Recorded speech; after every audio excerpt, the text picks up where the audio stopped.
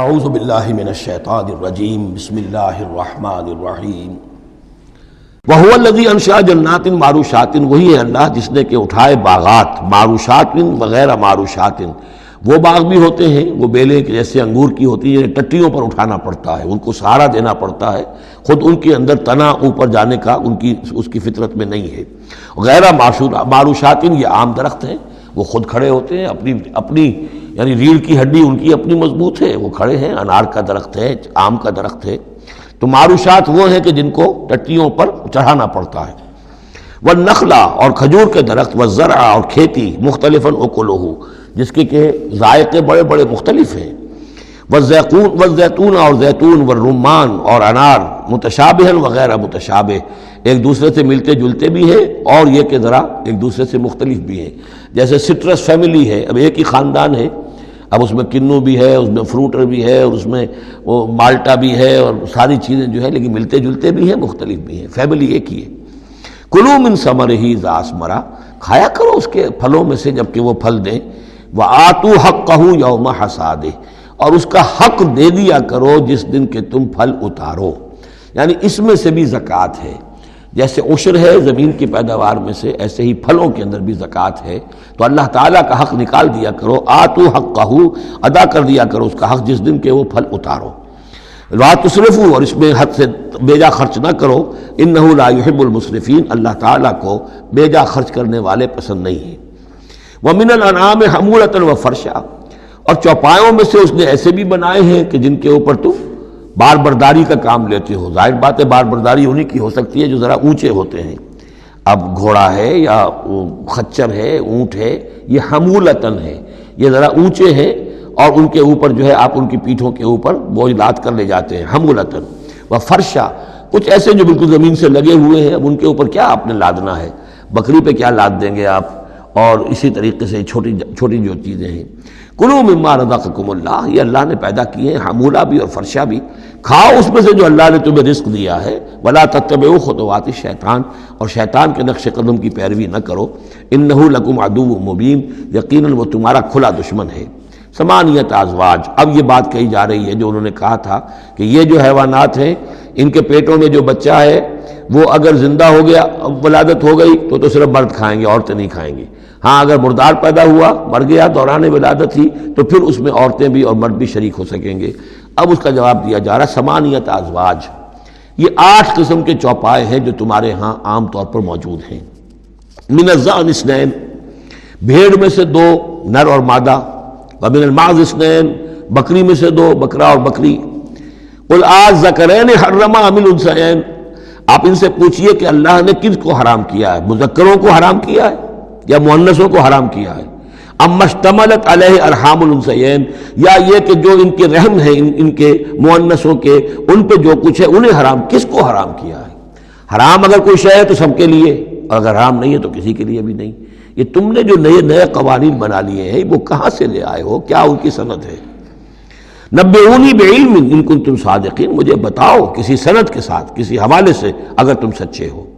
ومن الابل اثنین، اسی طرح اونٹ میں سے بھی 2 ہیں نر اور مادہ۔ ومن البقر اثنین، گائے میں سے بھی 2 ہیں، ان میں بھی 2 ہیں۔ قل الذکرین حرم ام الانثیین، پوچھئے پھر ان سے ان دونوں نروں کو حرام کیا یا دونوں ماداؤں کو حرام کیا ہے؟ اما اشتملت علیہ ارحام الانثیین، یا یہ کہ جو رحم ہیں ان کے ماداؤں کے، کیا ان کے اندر جو کچھ ہے اسے حرام کیا ہے؟ ام کنتم شہداء اذ وصاکم اللہ بہذا، کیا تم موجود تھے جب اللہ نے تمہیں یہ قوانین دیے اور یہ نصیحتیں کی اور یہ ہدایات دی؟ فمن اظلم ممن افترى علی اللہ کذبا، تو اس سے بڑھ کر ظالم کون ہوگا جو اللہ پر افترا کرے، جھوٹ جڑ کر اللہ کی طرف منسوب کرے۔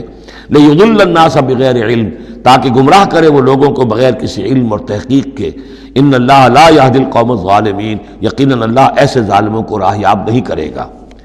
قل لا اجد فیما اوحی الی محرما علی طاعم، اب وہ پھر وہی قانون جو ہے، جو اصل چیزیں تھیں عرب میں کھانے پینے کے لیے، جو گوشت جن کا جانوروں کو کھایا جاتا تھا، ان میں سے کن چیزوں کو حرام کیا ہے، یہاں پھر اس کو دہرایا جا رہا ہے۔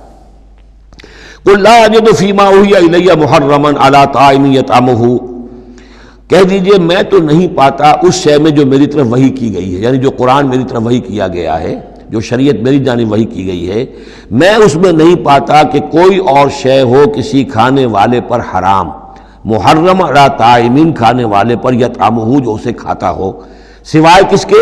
الا ان یکون میتۃ، سوائے اس کے کہ مردار ہو۔ اس مردار کی مزید تشریح جو ہے سورہ مائدہ میں ہم پڑھ چکے ہیں، منخنقہ ہو، متردیہ ہو، موقوذہ ہو، وہ سب کے سب کسی بھی سبب سے وہ اگر مر گیا ہے جانور تو وہ حرام ہو گیا۔ ہاں اس کے مرنے سے پہلے کوئی اونچائی سے گر گیا ہے لیکن یہ کہ ابھی جان ہے اور آپ نے ذبح کر لیا ہے اور خون نکل گیا، وہ جائز ہو جائے گا۔ لیکن اگر آپ کے پہنچنے سے پہلے، ذبح کرنے سے پہلے اس کی موت واقع ہو چکی ہو تو وہ مردار میں ہے، تو مردار کی کوئی بھی شکل ہو وہ حرام ہے۔ او دمن مسفوحا، یا خون ہو بہتا ہوا، یعنی ایک خون وہ ہے کہ جو چاہے کتنا ہی زور آپ لگا لیں، کتنا ہی رائگر مورٹس ہو جائے، کتنا ہی تشنج ہو، لیکن پھر بھی کچھ نہ کچھ خون تو کہیں نہ کہیں جسم میں رہ ہی جائے گا، وہ حرام نہیں ہے۔ مطلب یہ کہ تلی کے اندر خون رہ جائے گا، کچھ نہ کچھ جگر میں کچھ خون رہ جائے گا، وہ چیزیں حرام نہیں ہیں۔ لیکن جو بہایا جا سکتا ہو خون، کہ اگر آپ نے ذبح کیا ہے تو خون بہا کر نکال دیا جائے، اب یہ خون جو ہے یہ حرام ہے۔ او لحم خنزیر، یا یہ کہ سور کا گوشت ہو، فإنہ رجس، اس لیے کہ وہ تو ہے ہی ناپاک، وہ اصلاً ناپاک ہے۔ او فسقا، یا یہ کہ وہ ناجائز شے ہو، احل لغیر اللہ بہ، جس پر اللہ کے سوا کسی اور کا نام پکارا گیا ہو، کسی اور کے نام پر ذبح کیا گیا ہو، کسی اور سے تقرب کی نیت پر وہ اس کی قربانی دی گئی ہو، چاہے وہ نام اللہ ہی کا لیا جا رہا ہو لیکن نیت میں اگر یہ ہے، اور جا کر کسی خاص استھان کے اوپر اس کو ذبح کیا ہے، کسی خاص مقام پر کیا ہے، کسی خاص قبر پر کیا ہے، تو ظاہر بات ہے کہ دل کے اندر تو چور وہی ہے۔ فمن اضطر غیر باغ، لیکن ان میں سے بھی جو لوگ مضطر ہو جائیں، مجبور ہو جائیں، نہ تو ان کے اندر حد سے بڑھنے کی کوئی غیر باغ، نہ تو اس کی کوئی طلب ان کے اندر ہو، ولا عاد، نہ حد سے زیادہ بڑھے، صرف جان بچانے کے لیے تھوڑا سا ان میں سے اگر کچھ کھا کر جان بچائی جا سکے تو اجازت ہے۔ فإن ربک غفور رحیم، تو یقیناً آپ کا رب غفور ہے، بخشنے والا، اور رحیم ہے، رحم فرمانے والا۔ وعلی الذین ہادوا حرمنا کل ذی ظفر، اور ہم نے ان پر جو یہودی ہوئے تھے حرام کر دیا تھا ہر وہ جانور جس کا ایک کھر ہوتا ہے۔ جانور ایک وہ ہے جیسے کہ گائے ہے، ان کے یہ پیر جو ہے وہ پھٹے ہوئے ہوتے ہیں، اور ایک جانور ہوتا ہے جس کا کھر ایک ہی ہے، ایک ہی ناخن، تو کھر والے جانور گھوڑے کا ایک ہی ہے، تو یہ چیزیں جو ہے وہ ان کے اوپر حرام کر دی گئی تھی۔ بعض چیزیں تھیں کہ جو اصلاً حلال تھیں، لیکن یہ کہ یہودیوں پر ان کی جو وہ شرارتیں تھیں ان کی وجہ سے، جیسا کہ ہم پڑھ آئے ہیں، بہت سی چیزیں ان پر حرام کر دی گئی تھیں۔ وعلی الذین ہادوا حرمنا کل ذی ظفر، اور ہم نے یہودیوں کے اوپر تو حرام کر دی تھی ہر ایک ناخن والے جانور کو۔ ومن البقر والغنم حرمنا علیہم شحومہما، اسی طریقے سے گائے اور بکری وغیرہ میں سے بھی ہم نے اس پر ان کی چربی جو ہے وہ حرام کر دی تھی۔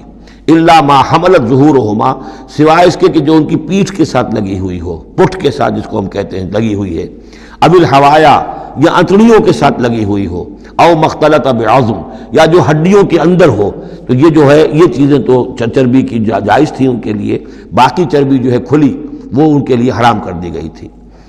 ذالک جزیناہم ببغیہم، یہ ہم نے انہیں سزا دی تھی ان کی شرارت کی بنا پر۔ یہ مستقل آسمانی شریعت کا حصہ نہیں تھا، بلکہ یہ خاص طور پر ان کے اوپر تنگی کی گئی تھی ان کی باشرارتوں کی وجہ سے۔ وَإِنَّا لَصَادِقُونَ، اور ہم جو کچھ کہہ رہے ہیں وہ بالکل صحیح ہے اور درست ہے۔ صدق اللہ العظیم۔